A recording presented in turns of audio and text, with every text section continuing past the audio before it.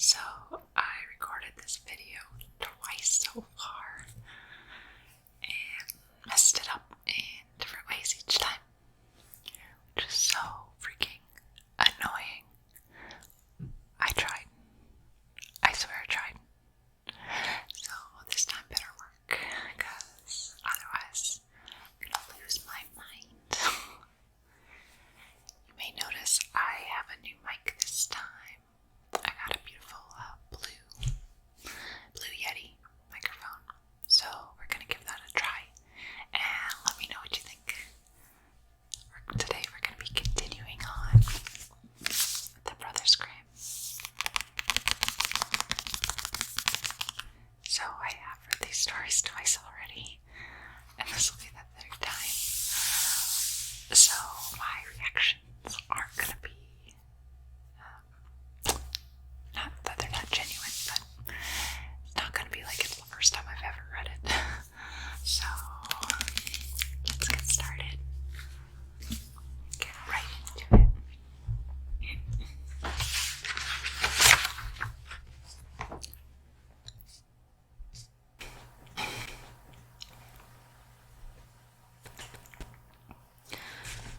Okay, story 4. Good bowling and card playing. Once upon a time, there was an old king who had the most beautiful daughter in the world. One day he announced, "Whoever can keep watch in my old castle for 3 nights can have the princess for his bride." Now there was a young man from a poor family who thought to himself, "Why not risk my life? I've got nothing to lose and a lot to win. What's there to think about?" So he appeared before the king and offered to keep watch in the castle for 3 nights. You may request 3 things to take with you into the castle, but they have to be lifeless objects," the king said. "Well, I'd like to take a carpenter's bench with a knife, a lathe, and fire." All of these things were carried into the castle for him. When it turned dark, he himself went inside. At first, everything was quiet. He built a fire, placed the carpenter's bench with the knife next to it, and sat down at the lathe. Toward midnight, however, a rumbling could be heard, first softly, then more loudly. Biff, baff, hee hee, holla ho. It became more dreadful, and then it was somewhat quiet. Finally, a leg came down the chimney and stood right before him. "Hey there," the young man cried out. "How about some more? 1 is too little." The noise began again. Another leg fell down the chimney, and then another, and another, until there were 9. "That's enough now. I've got enough for bowling, but there are no balls. Out with them." There was a tremendous uproar, and 2 skulls fell down the chimney. He put them in the lathe and turned them until they were smooth. "Now they'll roll much better." Then he did the same with the legs and set them up like bowling pins. "Hey, now I can have some fun." Sorry. "Hey, now I can have some fun." Suddenly 2 large black cats appeared and strode around the fire. "Meow, meow," they screeched. "We're freezing, we're freezing." "You fools, what are you screaming about? Sit down by the fire and warm yourselves." After the cats had warmed themselves, they said,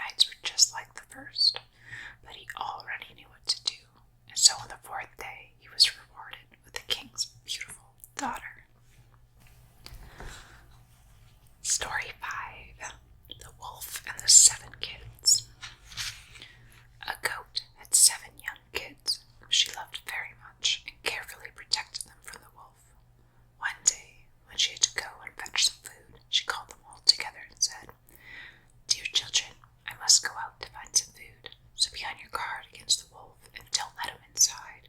Pay close attention because he often disguises himself, but you can recognize him right away by his gruff voice and black paws. Protect yourselves. If he gets into the house, he'll eat you all up." Upon saying this, the goat went on her way. But it was not long before the wolf arrived at the door and called out, "Open up, dear children. I'm your mother, and I've brought you some beautiful things." But the 7 kids said, "You're not our mother. She has a lovely soft voice, and yours is gruff. You're the wolf, and we're not going to open the door." The wolf went away to a shopkeeper and bought a big piece of chalk, which he ate, and it made his voice soft. Then he returned to the house door of the 7 kids and called out with a soft voice, "Dear children, let me in. I'm your mother, and I brought something for each of you." But the wolf had put his paw on the windowsill, and when the children saw it, they said, "You're not our mother. She doesn't have a black paw like yours. You're the wolf. We're not going to open the door for you." So the wolf ran to a baker and said, "Baker, put some dough on my paws for me." After that was done, the wolf went to the miller and said, "Sprinkle some white flour on my paws." The miller said, "No. If you don't do it, I'll eat you up." So the miller had to do it. Now the wolf went once again to the house door of the 7 kids and said, "Dear children, let me in. I'm your mother, and I brought something for each of you." The 7 kids wanted to see the paws first, and when they saw that they were snow white and heard the wolf speak so softly, they thought he was their mother and opened the door. Once the wolf entered, however, they recognized him and quickly hid themselves as best they could. The first kid slid under the table, the second hid in the bed, the third in the oven, the fourth in the kitchen, the fifth in the cupboard, the sixth under the large wash basin, and the 7th in the clock case. However, the wolf found them all and swallowed them, except for the youngest in the clock case, who remained alive. When the wolf had satisfied his craving, he went off. Shortly thereafter, the mother goat came home, and oh, what a terrible sight! The wolf had been there and had devoured her dear children. She thought they were all dead, but then the youngest jumped out of the clock case and told her how everything had happened. In the meantime, the wolf, who was stuffed, had gone to a green meadow where he had lain himself down in the sun and had fallen into a deep sleep. Old Goat thought she might still be able to save her children. Therefore, she said to the youngest kid, "Take the scissors and needle and thread and follow me." After she left the house, she found the wolf lying on the ground in the meadow and snoring. "There's that nasty wolf," she said, and inspected him from all sides. "There he is after eating my 6 children for supper.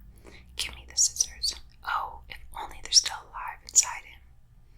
Then she cut his belly open, and the 6 kids that had been swallowed whole by the gluttonous wolf jumped out and were unscathed. Immediately she ordered them to gather large and heavy stones and to bring them to her.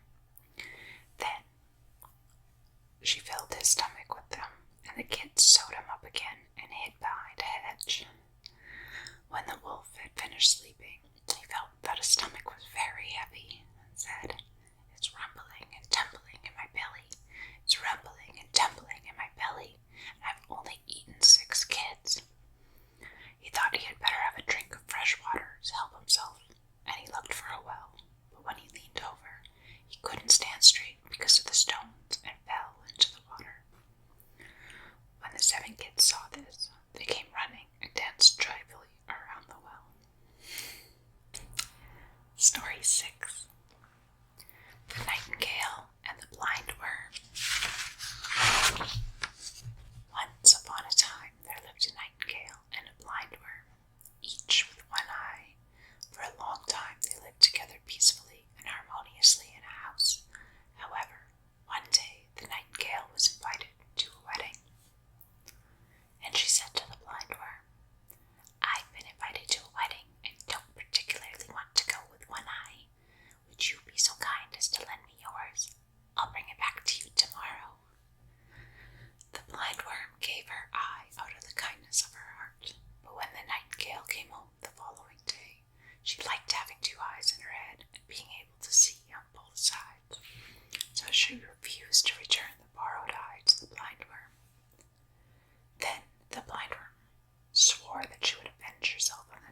Nightingale's children and the children of her children. Well, replied the Nightingale, see if you can find me. I'll build my nest in the linden, so high, so high, so high, you'll never be able to find it, no matter how hard you try. Ever since that time, all the nightingales have had 2 eyes, and all the blindworms know. But wherever the nightingale builds her nest, a blindworm lives beneath it in the bushes and constantly tries to crawl up the tree, pierce the eggs of her enemy, and drink them up. Story 7. Stolen Pennies. One day, a father was sitting at the table with his wife and children and a good friend who was visiting him. They were having their noonday meal. As they were sitting there, the clock struck 12, and the visitor saw the door open and a pale child dressed in snow-white clothes entered. He didn't look around or say anything, but went silently into the next room. Shortly thereafter, he returned and went away just as quietly as he had entered. On the second and third day, the child came again. Finally, the visitor asked the father who the beautiful child was that entered the room every day at noon. The father answered that he knew nothing about him. He hadn't seen anything. The next day, as the clock struck noon, the child entered again, and the visitor pointed the child out to the father, but he didn't see the boy. Neither did the mother nor the children. The visitor stood up, went to the door, opened it a little, and looked inside. There he saw the pale child sitting on the floor, digging and rummaging in the cracks of the boards. However, as soon as the child noticed the visitor, he disappeared. Now the visitor told the family what he had seen and gave an exact description of the boy. The mother was then able to recognize the child and said, "Alas, it's my own dear child who died 4 weeks ago." Then they ripped up the boards of the floor and found 2 pennies that the boy had received from his mother at one time to give to a poor man. But the child had thought, "You can buy yourself a biscuit for that." Therefore, he had kept the pennies and had hidden them in the cracks of the floor.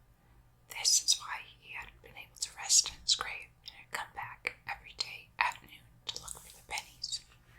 So the parents gave the money to a poor man, and after that the little child was never seen again. Story 8. The Hand with the Knife. There once was a little girl who had 3 brothers, and the boys meant the world to his mother. Yet the little girl was always neglected, treated badly, and forced to go out early in the morning every day to dig up peat from the dry ground on the heath, which they used for making fires and cooking. To top it all off, she was given an old blunt shovel to perform this nasty work. But the little girl had an admirer who was an elf and lived in a hill near her mother's house. Whenever she went by the hill, he would stretch out his hand from the rocky slope and offer her a knife that had miraculous powers and could cut through anything. She used this knife to cut out the peat and would finish her work quickly. Then she would return home happily with the necessary load, and when she walked by the rocky slope, she would knock twice, and the hand would reach out and take back the knife. When the mother noticed how swiftly and easily she came back home with the peat, she told the girl's brothers that there must be someone helping her, otherwise it would be impossible for her to complete the work so fast. So the brothers crept after her and watched her receive the magic knife. They overtook her and forced her to give it to them. Then they returned to the rocky slope, knocked the way she had always done, and when the good elf stretched out his hand, they cut it off with his very own knife. The bloody arm drew back, and since the elf believed that his beloved had